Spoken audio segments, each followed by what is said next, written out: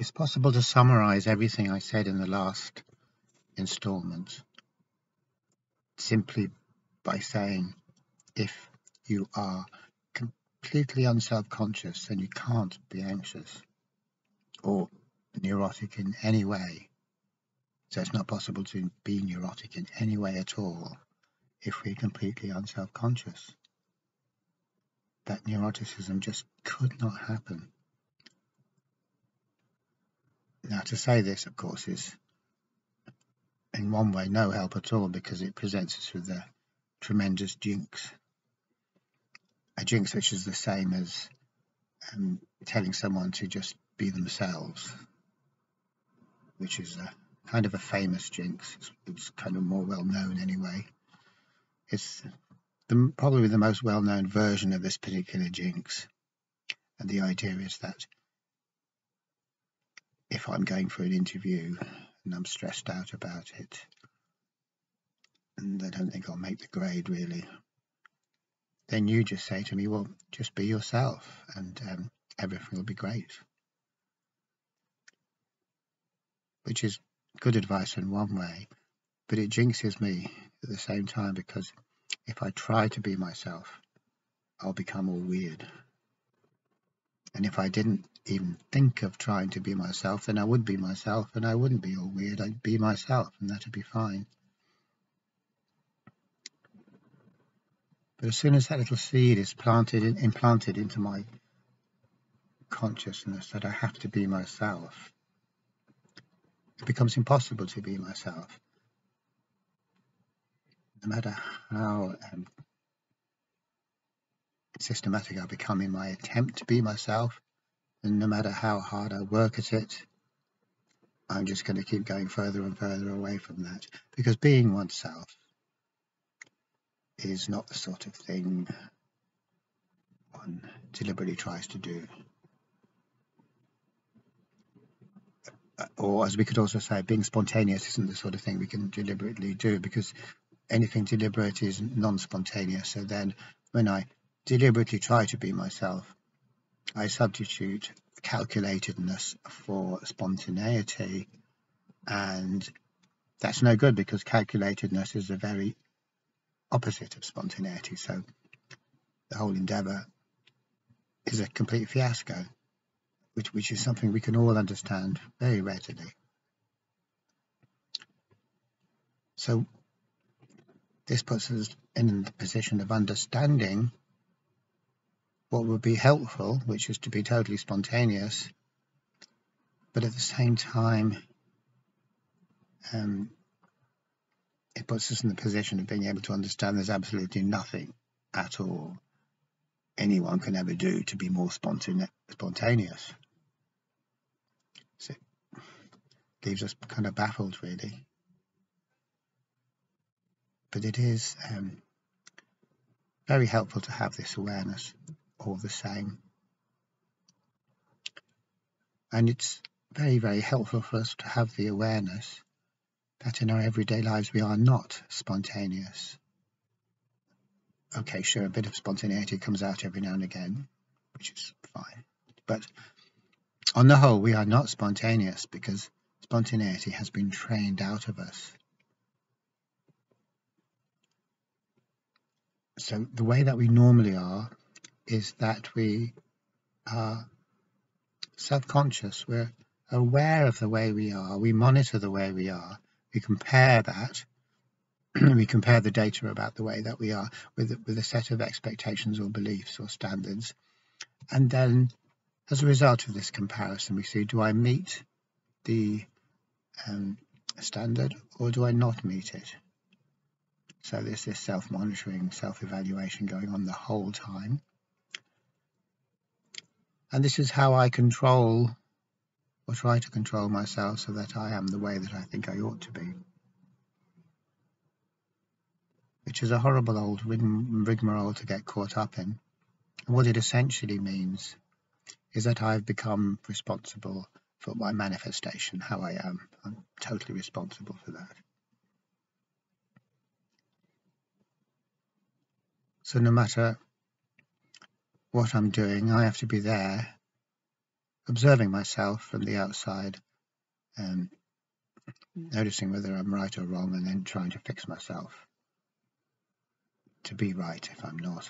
And further to this, of course, there's a whole big area, because fixing myself to be the right way turns out to be something that on the whole I can't do. So instead of fixing myself to be the right way, I berate and condemn and blame myself for being the wrong way. And this type of activity of self-blaming or self-criticizing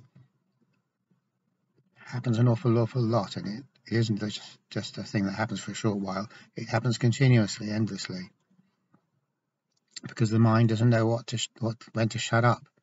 The mind can only act as a machine, and the machine has a program, and the program is to be the right way and not the wrong way. And so if I can't be what the machine says is the right way, and then the machine's going to just berate me, because that's all it can do. So my mind has become a machine for telling me that I'm crap, that I'm rubbish. And of course, we all know that's a very familiar kind of a thing. So it might be the case, we might say, that if I could control myself correctly the whole time and project the right manifestation, be the right way, then I could look at myself and say, hey, how am I? How am I? Oh yes, I'm great. I'm doing everything great, and then feel good about myself instead of condemning myself. And then would that be a happy way of life? Maybe would that be an optimum, ideal state to be in? And obviously it isn't, because the whole thing is utterly ridiculous. I have to walk around monitoring myself, policing myself to make sure that I'm in the right way, and give myself medals if I am. What a preposterous piece of nonsense that is. And yet it's what we do. That's what the ego does. Maybe not necessarily. I'm not necessarily relying on myself to give myself approval and pat myself on the back and say, you're doing it the right way, buddy, well done. I'm dependent on other people as well. So even if everyone says to me, gives me this positive validation, and I give myself the positive validation, and I never have to feel that I'm wrong, it's still a horrendous it's a horrendous kind of web to get tangled up in. It's awful, completely fake, completely phony, and it's completely fragile. And even when it does work, there's the anxiety that it won't work. So this is how we ordinarily are. This is the usual mode of things, whether we face up to it or not. And we see mental health as where we can do this successfully, where we can kind of monitor and control ourselves in a successful way. So if we're not able to do it, we are given tools to help us manage and control and regulate ourselves better. And this is the implicit suggestion in all of our rational approach to psychology, that there is a right way to regulate ourselves, there is a right way to control and manage ourselves. And when we learn to do this, that equals being mentally healthy. But it doesn't mean that at all. It means that we're stuck in a rigmarole. It means we're stuck in this horrendous nightmare, this absolute, utter nightmare of self-consciousness. And even though we might think we're having a good time, sometimes we're not. Because if we could drop all this nonsense, then we would experience what it really feels like to be having a good time, i.e. we would experience what it really feels like to be at peace with ourselves and not to be self-conscious, and to actually enjoy life in an authentic, genuine way, instead of putting on a show for ourselves and for others. So the everyday life that I lead is me putting on a show for myself and for anyone else who happens to be looking, or anyone else who I might hypothetically imagine to be looking, because there might well be an imaginary audience in my head somewhere, because there generally is. And the only question I'm ever worried about is, am I putting on a good show? Will I get claps? Or will I get booed off the stage? Now, at the risk of making this point too many times, even when I am a wild success on stage and everyone claps their heads off, that's still crap, because my life is not supposed to be a show in order to gain approval. That's just a state of slavery. It's a state of slavery to the need to obtain approval. There's no freedom in that at all. There's no genuineness, because without freedom there can't be any genuineness, because everything is slanted because of my needs. I have to meet my needs. It's an addiction. And another way that we could talk about this is to say that wherever I go, I have an image of myself. And I'm keeping that image of myself. I'm fixated on it. I'm imprisoned by it. So this is the Narcissus trap. Like we all think from social media sites that they're narcissists. Some people are narcissists, and this is how you can spot them, and that this is how you know when you're in a relationship with a narcissist. Like these are the 10 ways to know if you are in a relationship with a narcissist. So we're pretty clued in about narcissists, really. Too clued in. It's all about narcissism. And yet, despite this, we're missing out on the most important point, which is that in the most essential way, we are all narcissists, because we've all fallen into the narcissist trap. In other words, we're leaning over the banks of the pond, looking at the reflection of ourselves, and we're hypnotized by that reflection. So whatever goes on, it's just me and my reflection. And that's the kind of closed circuit. Life doesn't really come into that. It's just me and my reflection.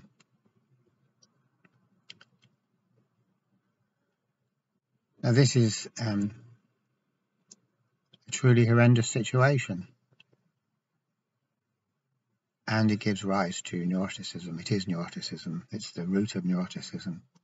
I'm in this very free situation where I'm completely obsessed with making it better, or I'm completely obsessed with how it isn't better, or it could get worse, whatever way you want to put it. And that's all I care about. It's just all me, my relationship with how I the show that I put on, the image that I'm looking at.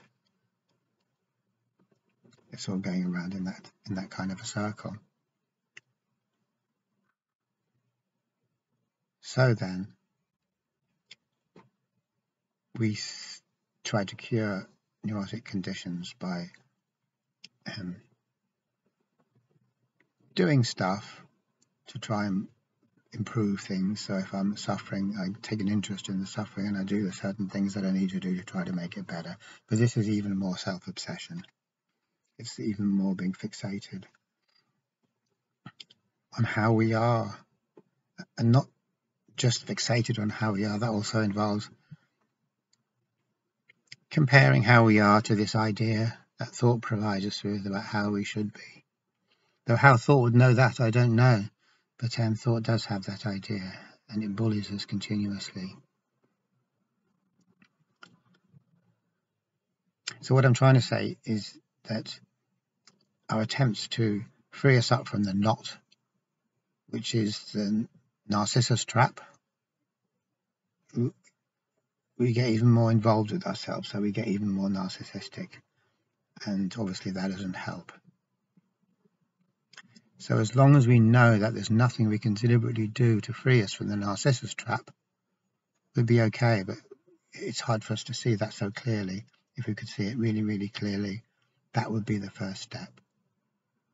That there is absolutely nothing I can do to get myself out of this mess without making the mess worse, without becoming an even more self-involved narcissist than I was before.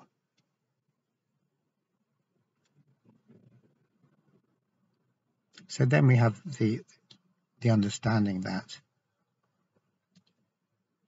just to be living life without having an image of us living life, but just to live it without any image and no evaluation. Like, am I doing well? Am I not doing well? And do I get approval for this? Do I not get approval for this? Is the cure for my suffering, which it certainly is. And then, as I started off by saying, there's also the awareness that the cure is all very well, but there's nothing I can do.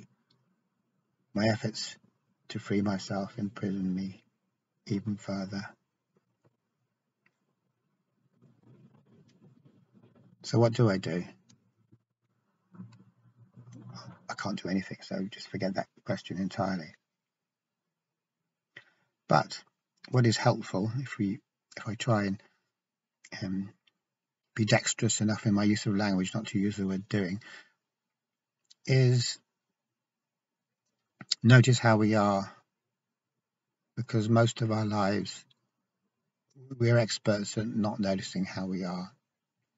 Either we think we're doing fine and we've got this kind of ego euphoria going on, or we think we're useless and we've got ego dysphoria. In neither of those two situations am I observing myself. When I'm feeling great, I'm just telling myself I'm basking in the glory that I myself have said is there. And when I'm feeling bad, I'm condemning myself so much, I'm just slamming the door in my face. I'm not looking at what's going on because I just write it off as being beyond the pale. So when we judge ourselves for being crap, that's us not taking any interest in ourselves. That is us turning our backs on ourselves. So that's not self-observation. So the starting off point is self-observation, which is to find within ourselves the interest, to be interested in ourselves, to take a bit of interest, for God's sake. Just have a little bit of interest what's going on there. And the interest doesn't come from thought, because thought, like I was saying, is a machine, and the machine only understands the parameters that it's working with. The machine only understands what it wants us to be, the goal. So it understands two things. Are you getting closer to the goal? Are you getting further away from the goal? Are you right or are you wrong? That's all the machine knows. But there's no curiosity in that, because the machine already knows what's right, and it already knows that if we're not right, then we must be wrong. So we have to then try hard to be right. There's no curiosity. That's mechanical. That's machines for you. When we're at the mercy of the machine, which is a thinking mind, it's all either self-adulation or self-condemnation. And the weird thing is that the self we are adulating or condemning isn't us anyway. It's just an artifact of the machine, which is thought, which is kind of a strange thing to be thinking about. Sorry, not thinking about, to be aware of. So the absolute key to everything is to taking an interest in ourselves and noticing. And when we do notice ourselves, what we see is that our life is very, very mechanical. And what we see is that, putting this another way, we are compulsive interferers. We compulsively interfere with everything. We just can't help ourselves, and our interference makes things worse. And quite possibly even we can get to know this, and even when we do get to know this, we still go ahead and compulsively interfere because it's a compulsion. We can't help ourselves from doing it. We can't help ourselves from making it worse, basically. We're dimly aware of this, and this just makes us feel even more hopeless. Compulsive interference always comes from being controlled by thought, because we're subjugated to the machine. We interfere because we have a notion of what right is, what the right way is, and so we want to make it be the right way. The notion that we have of being a right way is completely cockeyed. It's got nothing to do with anything, and it isn't the right way. And our crude attempts to kind of reach there just cause no end of havoc. In the psychological sphere, we do not know what the right way is. And we're never going to know, and no one can ever tell us. But what we can do is just notice how it is, or how we are, or what sort of way we are. And we are some sort of a way, and whatever sort of way we are, that's what we notice. So there is the noticing, but there's no controlling that comes after it, because we don't know what the right way is. What's the point in trying to control? So this is just another way of talking about being interested or being curious about something. In this case, about ourselves. So what we notice is, what I notice is that I'm a compulsive interferer, and I then, a bit later, if I keep on noticing, I'll notice that my compulsive interfering just keeps on making my situation worse. So I notice that. It doesn't feel very good, but my job is to notice what's going on, so it's not really a matter of what feels good or not feels good, it's just a matter of noticing what's going on. Now at this stage, once I've noticed that I'm a compulsive interferer and that my interfering is making things worse, the overwhelming temptation is to interfere with my interfering, to stop it, because it's making things worse. So this is where the psychological work starts, the separation from consciousness, which just observes, and thought, which always controls or interferes. So at this precise point,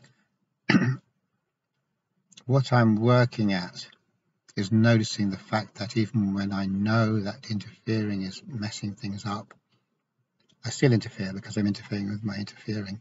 And this is immensely frustrating and painful. So you might think, well, that's no good because I'm just getting depressed about it all, which people often say, self-observation, it's like opening a can of worms, and it is like opening a can of worms.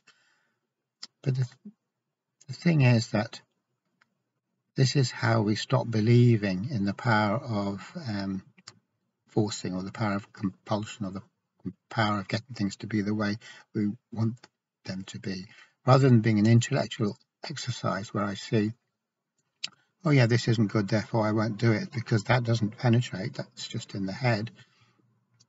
I need to learn in a visceral way that I've put all my money on doing a thing which just exacerbates my pain, and not learn it intellectually, but feel that deep down in my bones, in my blood, or whatever else you might want to say. And as a result of this deep down learning, which comes through conscious frustration, being in a frustrated situation and sticking with it, and facing up to how difficult the situation actually is, out of the pain of that, there comes spontaneously a separation of consciousness from thought. So that's another way of saying that we find that we have another way of looking at the world or relating to the world, which is not based entirely on interfering.